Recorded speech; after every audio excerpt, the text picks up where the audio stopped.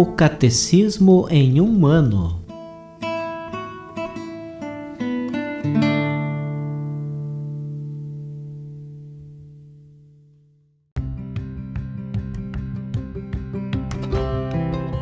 Olá, eu sou Luiz Felipe, seminarista da Diocese de Ponta Grossa, Paraná. Você está ouvindo o podcast O Catecismo em um ano. Vamos ler todo o Catecismo da Igreja Católica ao longo de 365 episódios. Estamos usando a tradução em português apresentada pela CNBB em 2013, baseada na edição típica em latim. Baixe o plano de leitura que você encontra na bio do Instagram, @Catecismo em um ano, ou na descrição desse podcast.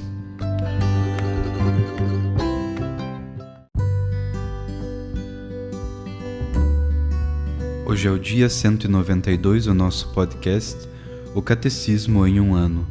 Nós vamos ler do número 1506 ao número 1513.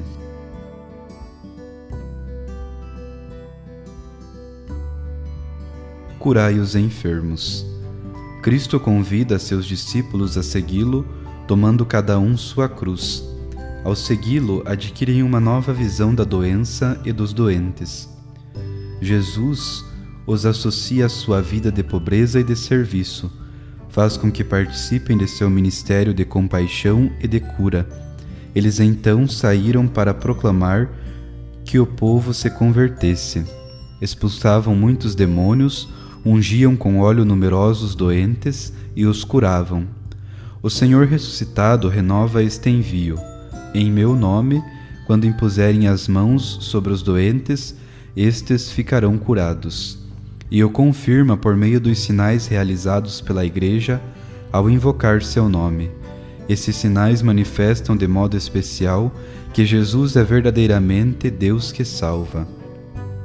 O Espírito Santo dá a algumas pessoas um carisma especial de cura, para manifestar a força da graça do ressuscitado. Todavia, mesmo as orações mais intensas não conseguem obter a cura de todas as doenças. Por isso, São Paulo deve aprender do Senhor que basta ter a minha graça, pois é na fraqueza que a força se realiza plenamente, e que os sofrimentos a suportar podem ter como sentido que eu complete na minha carne o que falta às tribulações de Cristo em favor de seu corpo, que é a Igreja. Curai os doentes. A Igreja recebeu esta missão do Senhor e esforça-se por cumpri-la, tanto através dos cuidados aos doentes, como pela oração de intercessão com que os acompanha. Ela crê na presença vivificante de Cristo, médico da alma e do corpo. Esta presença age particularmente por intermédio dos sacramentos e de modo especial pela Eucaristia, pão que dá vida eterna, cuja ligação com a saúde do corpo é referida por São Paulo. A Igreja Apostólica conhece, entretanto, um rito próprio em favor dos doentes, atestado por São Tiago. Alguém dentre vós está doente? Mande chamar os presbíteros da Igreja para que orem sobre ele, ungindo-o com o óleo no nome do Senhor. A oração da fé salvará o enfermo e o Senhor o levantará. E se tiver cometido pecados, receberá o perdão. A tradição reconheceu neste rito um dos 7 sacramentos da Igreja. Um sacramento dos enfermos. A Igreja crê e confessa que existe entre os 7 sacramentos um sacramento especialmente destinado para confortar aqueles que passam pela provação da enfermidade, a unção dos enfermos. Esta unção sagrada dos enfermos foi instituída por Cristo Nosso Senhor como um sacramento do Novo Testamento. Introduzido por Marcos, ele foi própria e verdadeiramente recomendado aos fiéis e promulgado por Tiago, apóstolo e irmão do Senhor. Na tradição litúrgica, tanto no Oriente como no Ocidente, constam desde a antiguidade testemunhos de unções de enfermos praticadas com óleo bento. No curso dos séculos, a unção dos enfermos foi sendo cada vez mais conferida exclusivamente aos agonizantes. Por causa disso, recebeu o nome de extrema unção. Apesar desta evolução, a liturgia jamais deixou de orar ao Senhor para que o enfermo recobre a saúde e, se tal convier, a sua salvação. A Constituição Apostólica Sacram Unctione Infirmorum, de 30 de novembro de 1972, seguindo o Concílio Vaticano II, estabeleceu desde então no rito romano, se observe o seguinte: o sacramento da unção dos enfermos é conferido às pessoas acometidas de doenças perigosas, ungindo-as na fronte e nas mãos com óleo devidamente consagrado, óleo de oliveira ou outro óleo extraído de plantas, dizendo uma só vez: por esta santa unção e por sua puríssima misericórdia, o Senhor venha em teu auxílio com a graça do Espírito Santo, para que, liberto de teus pecados, Ele te salve e em sua bondade alivie teus sofrimentos.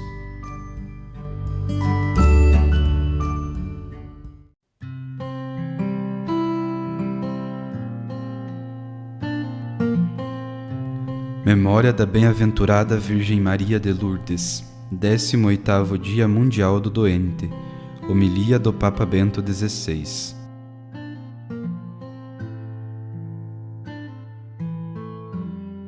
Senhores cardeais, venerados irmãos no episcopado, caros irmãos e irmãs, nas descrições sintéticas da vida pública de Jesus, breve mas intensa, os evangelhos atestam que ele anuncia a palavra e realiza a cura de doentes, sinal por excelência da proximidade do reino de Deus.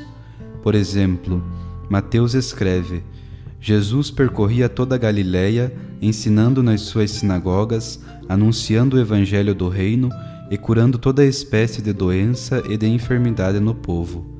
A Igreja, a qual é confiada a tarefa de prolongar no espaço e no tempo a missão de Cristo, não pode desatender estas suas obras essenciais: evangelização e cura dos doentes no corpo e no espírito. Com efeito, Deus quer curar o homem todo, e no Evangelho a cura do corpo é sinal da purificação mais profunda, que é a remissão dos pecados. Portanto, não admira que Maria, mãe e modelo da Igreja, seja evocada e venerada como Salus Infirmorum, saúde dos enfermos. Como primeira e perfeita discípula do seu Filho, ela demonstrou, sempre acompanhando o caminho da Igreja, uma solicitude especial para com os sofredores.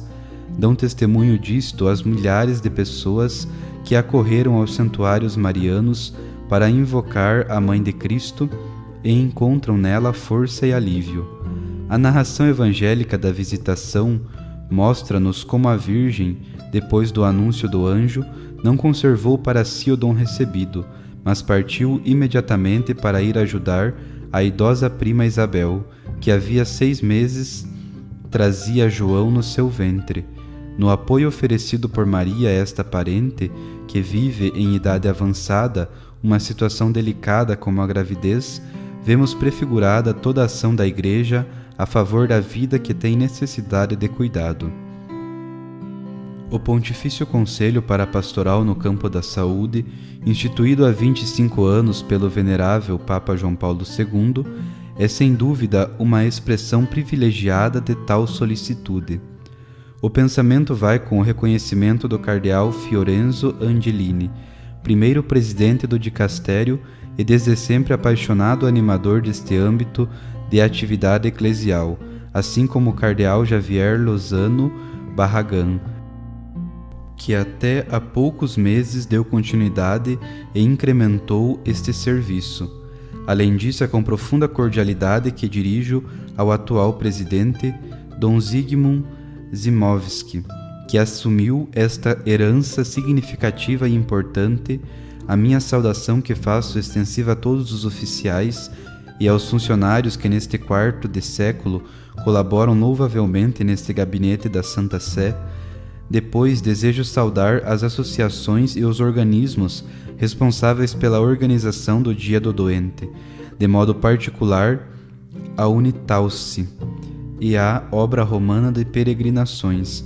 Naturalmente, dirijo cordiais boas-vindas a vós, queridos doentes.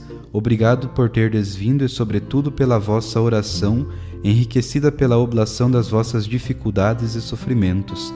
E dirijo uma saudação também aos enfermos e aos voluntários unidos a nós de Lourdes, Fátima, Czestochowa e a outros santuários marianos, a quantos nos acompanham através da rádio e da televisão, de modo especial das casas de cura ou suas próprias habitações. O Senhor Deus, que vigia constantemente sobre os seus filhos, conceda alívio e consolação a cada um. São dois os tempos principais em que a odierna liturgia da palavra nos apresenta. O primeiro é de índole mariana e liga o Evangelho à primeira leitura, tirada no capítulo final do livro de Isaías, assim como ao salmo responsorial, extraído do cântico de louvor a Judite. O outro tema que encontramos no trecho da carta de Tiago é o da oração da Igreja pelos enfermos e de forma particular do sacramento que lhes é reservado. Na memória das aparições de Lourdes, lugar escolhido previamente por Maria para manifestar a sua solicitude maternal pelos enfermos, a liturgia faz ressoar oportunamente o Magnífica, o cântico da Virgem que exalta as grandes obras de Deus na história da salvação. Os humildes e os indigentes, assim como todos aqueles que temem a Deus, experimentam a sua misericórdia que altera o destino terreno e deste modo demonstra a santidade do Criador e Redentor. O Magnífica não é o cântico daqueles aos quais a sorte sorri, que tem sempre o vento em popa. É, acima de tudo, a ação de graças de quem conhece os dramas da vida, mas confia na obra redentora de Deus. É um cântico que exprime a fé provada de gerações de homens e mulheres que depuseram em Deus a sua esperança, empenhando-se pessoalmente, como Maria, para ser úteis aos irmãos em necessidade. No Magnífica, ouvimos a voz de muitos santos e santas da caridade. Penso em particular naqueles que despenderam a própria vida no meio dos doentes e dos sofredores, como Camilo de Leles e João de Deus, Damião de Veuster e Bento Mene. Quem permanece por muito tempo próximo das pessoas que sofrem, conhece a angústia e as lágrimas, mas também o milagre da alegria, fruto do amor. A maternidade da Igreja é o reflexo do amor atencioso de Deus de que fala o profeta Isaías. Como uma mãe consola o seu filho, assim eu vos consolo, e em Jerusalém sereis consolados. Uma maternidade que fala sem palavras, que suscita nos corações a consolação, uma alegria íntima, uma alegria que paradoxalmente convive com a dor, com o sofrimento. Como Maria, a Igreja conserva dentro de si mesma os dramas do homem e a consolação de Deus, mantendo-os unidos ao longo da peregrinação da história. Durante os séculos, a Igreja manifesta os sinais do amor de Deus, que continua a realizar grandes obras nas pessoas humildes e simples. O sofrimento aceito e oferecido, a partilha sincera e gratuita, não são porventura milagres do amor? Não é porventura a coragem de enfrentar, desarmados, o mal, como Judite, só com a força da fé e da esperança no Senhor, um milagre que a graça de Deus suscita continuamente em muitas pessoas que dedicam tempo e energias para ajudar aqueles que sofrem? Por tudo isso, nós vivemos uma alegria que não esquece o sofrimento, mas ao contrário o abrange. Deste modo, os doentes e todos os sofredores são na Igreja não só destinatários de atenção e de cuidados, mas antes de tudo e sobretudo, protagonistas da peregrinação da fé e da esperança, testemunhas dos prodígios do amor, da alegria pascal que floresce da cruz e da ressurreição de Cristo. No trecho da carta de Tiago, que há pouco foi proclamado, o apóstolo convida a esperar com constância a vinda já próxima do Senhor e, neste contexto, dirige uma exortação particular relativa aos doentes. Esta inserção é muito interessante, porque reflete a ação de Jesus, que, curando os enfermos, demonstrava a proximidade do reino de Deus. A doença é vista na perspectiva dos últimos tempos, com o realismo da esperança tipicamente cristã. Quem de vós estiver na dor, reze. Quem estiver na alegria, entoe hinos de louvor. Parece que podemos ouvir palavras semelhantes de São Paulo quando convida a viver todas as coisas em relação à novidade radical de Cristo, a sua morte e ressurreição. Quem está doente, chama para junto de si os presbíteros da Igreja, e eles rezem sobre ele, ungindo-o com o óleo em nome do Senhor, e a oração feita com fé salvará o mundo. Aqui é evidente o prolongamento de Cristo na sua Igreja.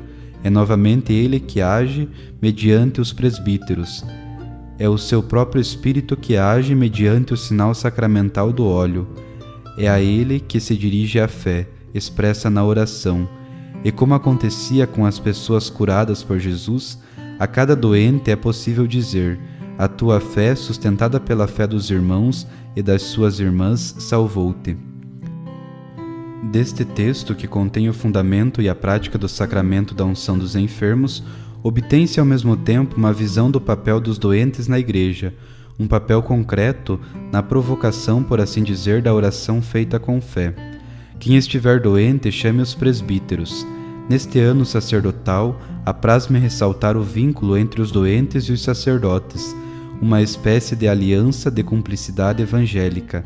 Ambos têm uma tarefa: o enfermo deve chamar os presbíteros e estes devem responder para atrair sobre a experiência da doença a presença e a ação do ressuscitado e do seu espírito.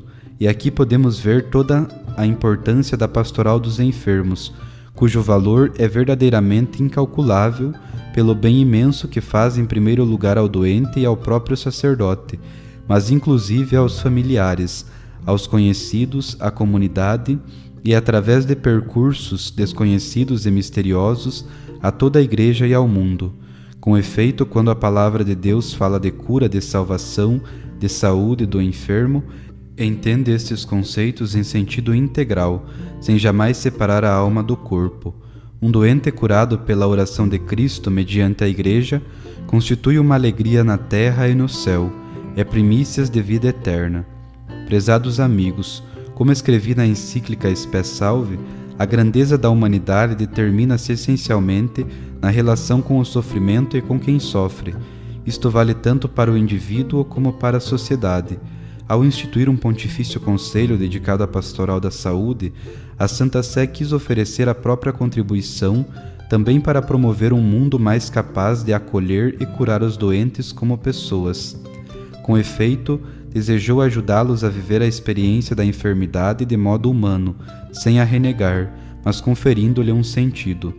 Gostaria de concluir estas reflexões com um pensamento do venerável Papa João Paulo II, que ele testemunhou com a sua própria vida.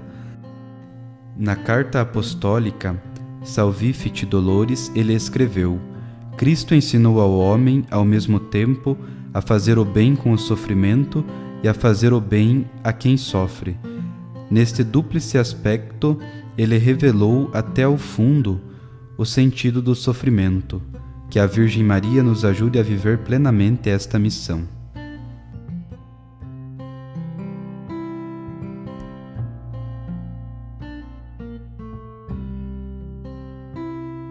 Os textos papais encontram-se na íntegra no site da Santa Sé, vatican.va.